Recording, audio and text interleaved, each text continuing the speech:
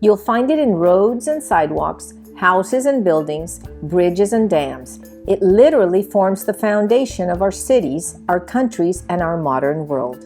Hi, I'm Annie Studebaker.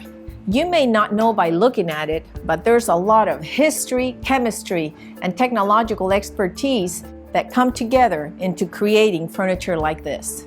Join me as we take a look into the world of concrete. It's time to hit the road and discover Texas with Annie Studebaker. Get ready to travel deep into the heart of the Lone Star State, meeting friendly folks and exploring fascinating places. Experience a way of life like nowhere else in the world. As we uncover the rich history and culture of Texas, discover adventure, discover excitement, discover Texas with Annie Studebaker.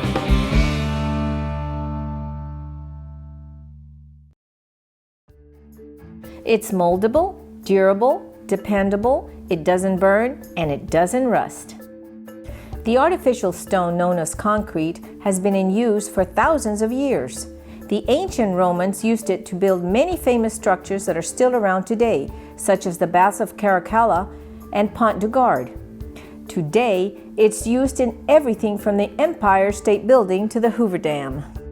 But what is concrete? A lot of people use the terms concrete and cement interchangeably, but cement is only one of the many ingredients in concrete. Cement is a powdery substance made of calcined lime and clay that has been around practically forever. Evidence of naturally occurring cement dates back 12 million years. Its use as a binding agent can be found in structures built by the ancient Egyptians, Chinese, and Greeks. The Romans discovered that by adding sand, gravel, and volcanic ash to cement, they could make something as strong as stone. Though it was similar to what we call concrete today, they call this pozzolana cement, and with it, they built the Appian Way, the Colosseum, and the Dome of the Pantheon.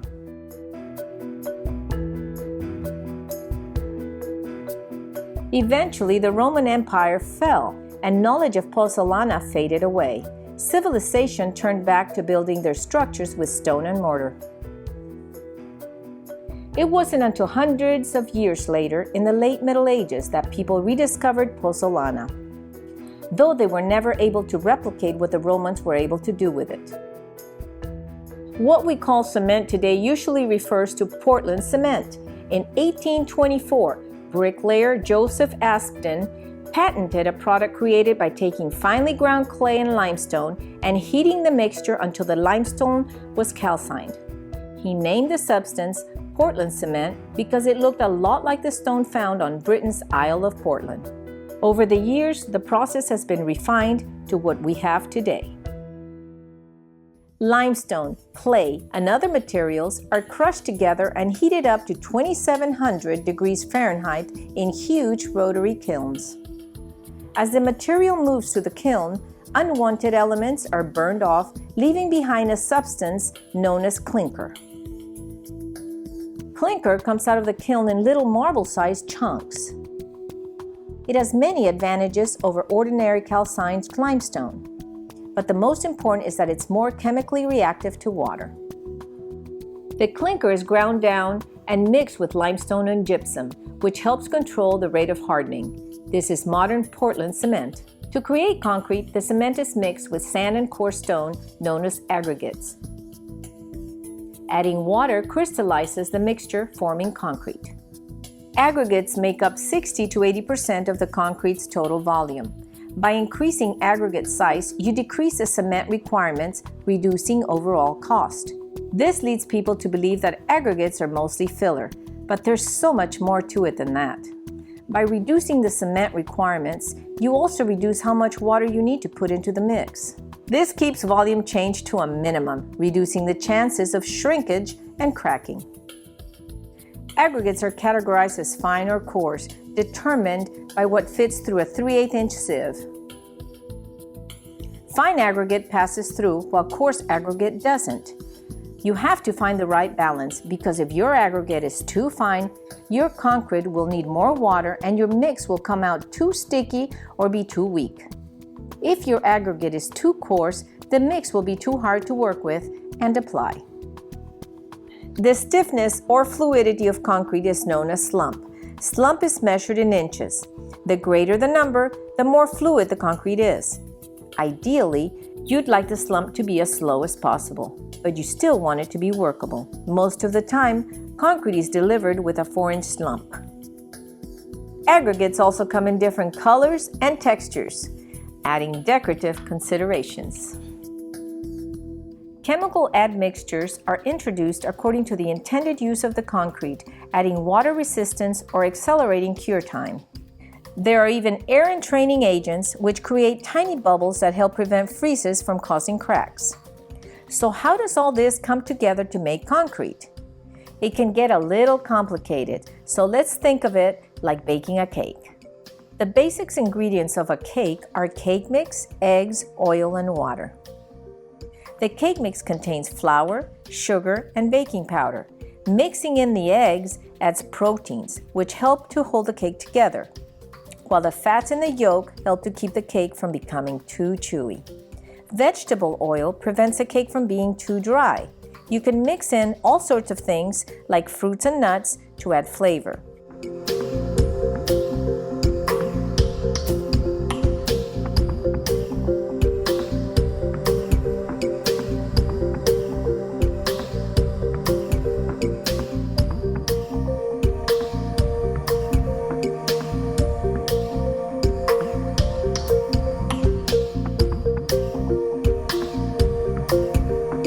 Then you put it in the oven, adding heat for a predetermined amount of time, and voila, you have a cake.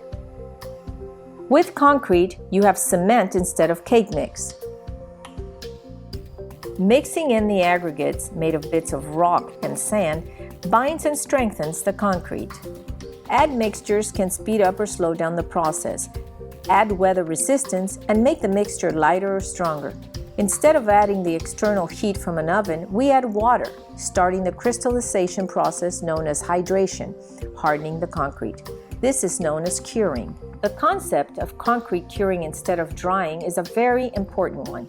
During curing, the concrete can't lose too much moisture and the temperature has to stay within a certain range for a long period of time. The water in the mix starts a chemical reaction with cement known as hydration. In hydration, the cement compounds form chemical bonds with the water molecules, causing the concrete to harden. If everything goes according to plan, the end product is strong concrete with minimal permeability and cracking. Preventing cracks is very important because cracks aren't only bad looking, they also weaken concrete and let in foreign materials that can harm it. Now, curing doesn't happen instantly. Concrete cures in stages. The most rapid strengthening usually happens in the first 7 days. Concrete may be considered cured after about 28 days, but the process can continue for years. This fluidity allows the concrete to be shaped into different forms, such as this bird bath and the curves on the road. This also allows for concrete to be trucked to job sites before it hardens. When we return, Shelton Posey will give us a tour of South Texas Ready Mix in Jourdanton, Texas. Hold on to your hat. We'll be right back.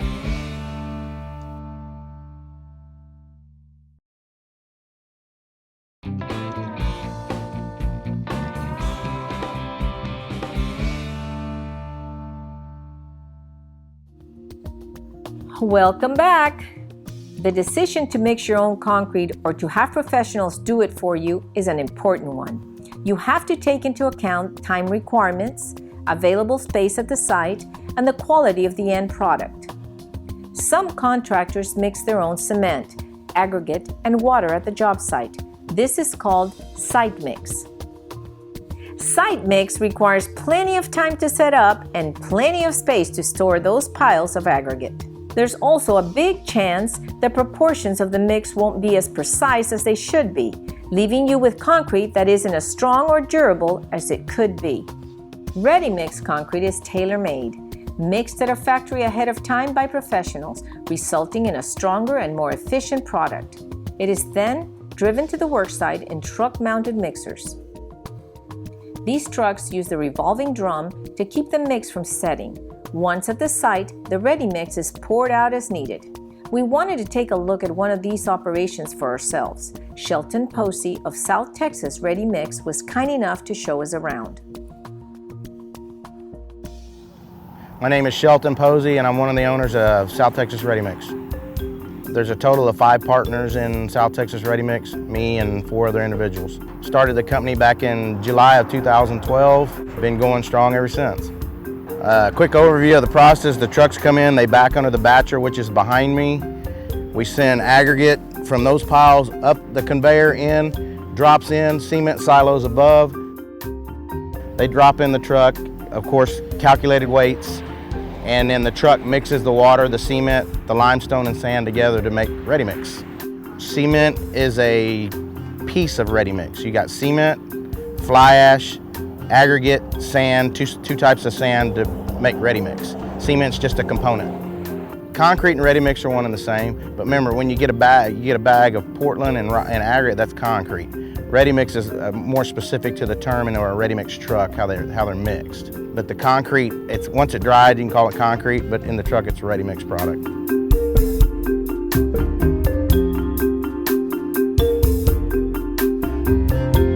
To load a truck, it takes about 4 minutes from start to finish, to back it under, to fill the water tanks, and to drop the product into the truck and mix it. 4 minutes and it leaves the plant.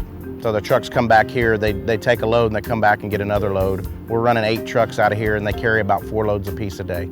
They have to spin, and when they're spinning, like on your state jobs and engineer jobs, they won't allow more than 90 to 100 revolutions on the drum, which is about 2 hours worth in the drum.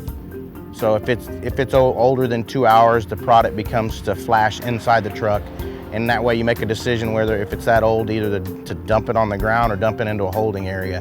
But 2 hours is about the life of it in the truck. Depending on weather, some days cooler, lasts a little longer, but weather has a lot to do with the concrete product. That's why everybody's like, you know, you pour concrete and they see it on the ground and they see these little eggshell of cracks, which is crazing, which is caused by the wind and the humidity. Then you see more determined cracks, which would be like a shrinkage crack, which if the wind blows real hard and it depreciates the top of the water that's on top of the concrete and it can't replenish it from underneath, that's what causes the shrinkage cracks. South Texas, what do we have? Wind and heat. You can put admixtures in. We use what's called a plastiment. We put it in there and it helps with shrinkage cracks. It's made by Sika, which does all of our chemicals and admixtures. Sidewalks, foundations, commercial foundations, just about anything that needs a pad that a building's gonna sit on. Cement would be, all of our cementitious material are in those silos right there with those bag houses. And it's TC, it's got an air permit that controls the discharge of dust from the cement and whatnot, but it's kept in a completely dry silo. But it can't get water to it because it is set up. If it gets water on it, it dries. You know, the components are the most important part: the admixtures, the aggregate, which is the limestone, sand, and then the cement and fly ash is what creates the ready mix product. All of them together make ready mix, with water, of course, as a mixing agent. There can be some limitations to using ready mix. Once the batch is prepared, the recipe can't be changed. There is no flexibility. Since the concrete begins to cure once water is added, the job site must be located within 2 hours from the central plant. If the concrete doesn't make it in time, well, things can get messy. To overcome these limitations, metered concrete services are available. Volumetric mobile mixers, or metered concrete trucks, transport the raw materials, which are then mixed in the truck on site according to the job needs. This not only increases the service area, but also decreases the chance of a mix hardening and going to waste. Now that we know a little more about concrete, I thought it would be fun to get our hands dirty and see what we can do with it. When we return, I'll show you how to make a little something with Quikrete. Hold on to your hat. We'll be right back.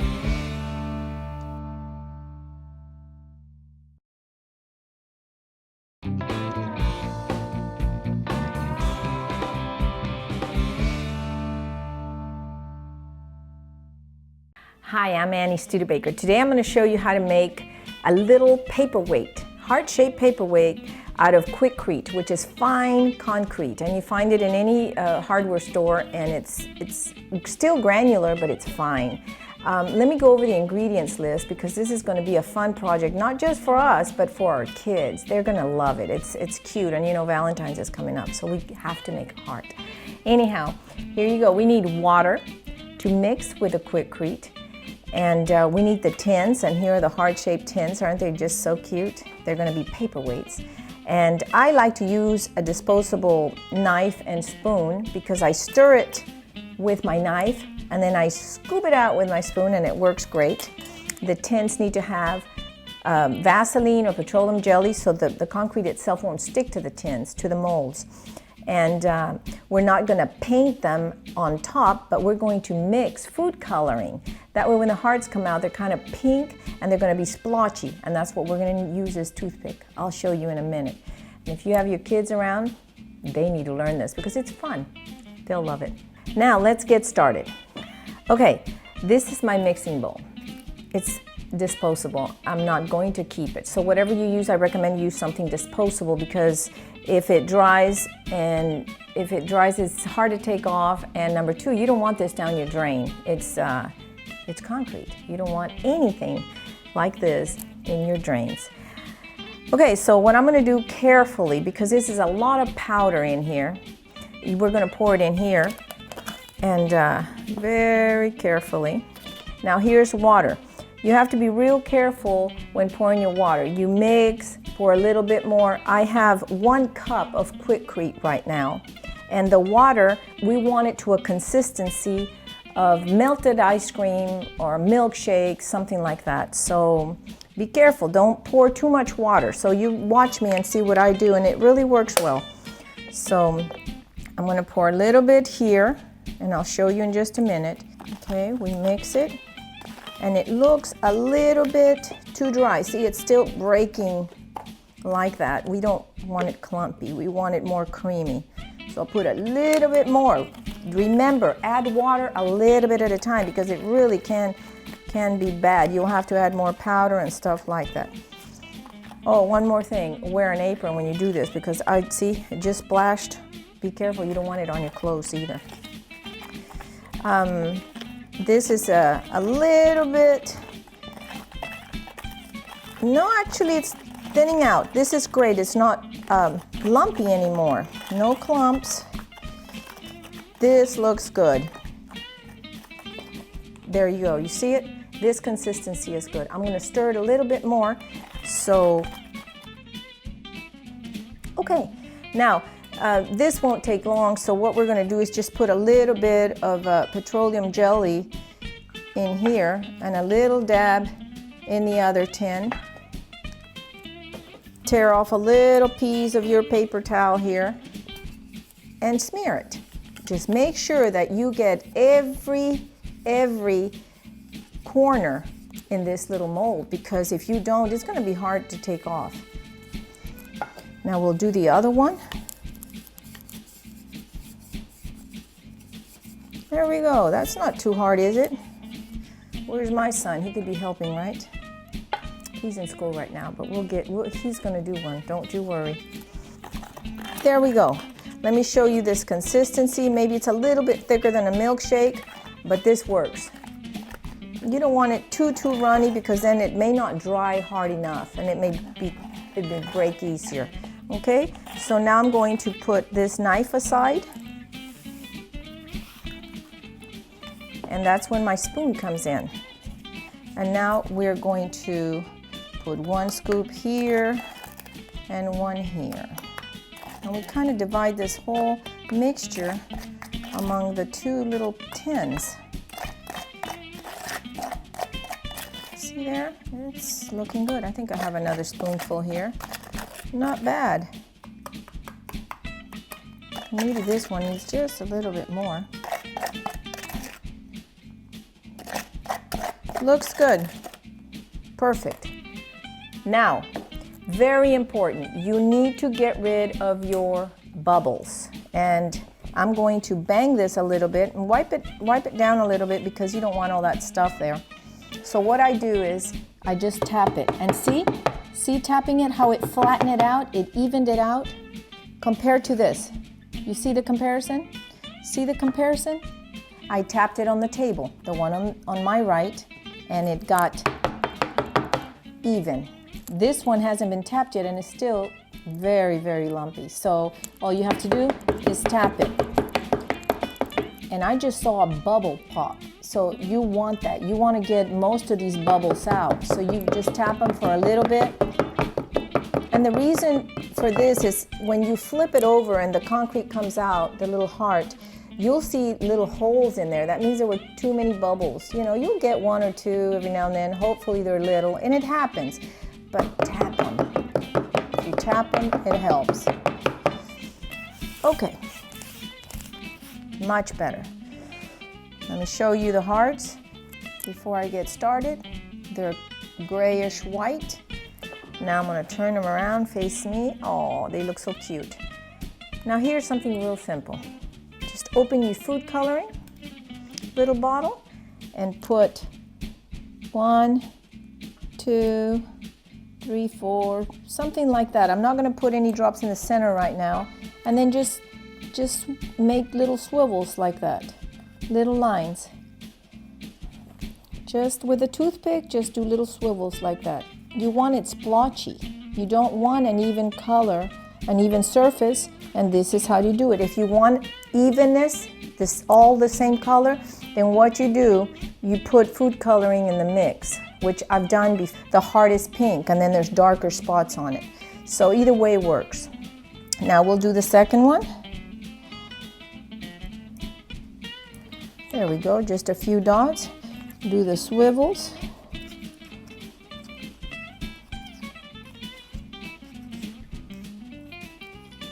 And I kind of like this splotchiness. It's just, you know, it's something different and you don't have to paint it. Now, here's the important part again. What do? We have to flatten it. It's too lumpy on top. So again, you do that. And look at it. It's flat. Now this one, compare it with this one. This one's still lumpy and bumpy, so we don't want that. So tap it. That's it. You walk away and you let this dry overnight for 24 hours first, and very carefully you take it out of the tin and put it upside down and let it dry another 24 hours. Then it's ready to be used as a paperweight. I'll show you in a minute. You're going to love it. I want to show you something else. While these are drying, let me go ahead and explain to you something different that you can do or your kids can do with these little heart-shaped tins and this Quikrete. So I've done the same thing that I did here, except on this one, as you can see, I've mixed the red food coloring inside the mixture and then added some more on the sides so it's darker. When it dries, it gets a little gloss on top. It's actually kind of neat. You can also paint it. If you paint it, use acrylics. We had tried temperas a while back. They don't work. They don't, and if you add on top of temperas, the colors blend. You don't want that. Acrylics work well. Okay, so let me show you. What I've done is I've used a straw, just any straw that we have these at home, and I've cut them. So as you can see, I cut it in 4 pieces, and while this is drying, what I did was stick the straw straight down, and it stays standing up, as you can see. Now this is dry, and there it is. See? Now what we're going to do is we're going to remove this straw. Very carefully now, don't bend it. It has to dry another 24 hours. This has only been drying for 24. We want it to totally dry, so it's a total of 48 hours. Oh, I can feel the straw underneath, so the hole was made perfectly. So I'm removing very carefully the straw. Now, I did put petroleum jelly at the tip of the straw, so we do not want it to stick to this little decoration. Look how pretty that is. Okay? Now, you put a ribbon right there, hang it on your tree. It's beautiful. So this is a great Valentine's Day or just I love you gift. And let me show you one I did, but this one was painted. So here it is. I've already put a ribbon on this one. It's red, and I tied the ribbon through there, and a little hook can be put in the Christmas tree. Enjoy it, and I know your kids will enjoy it too.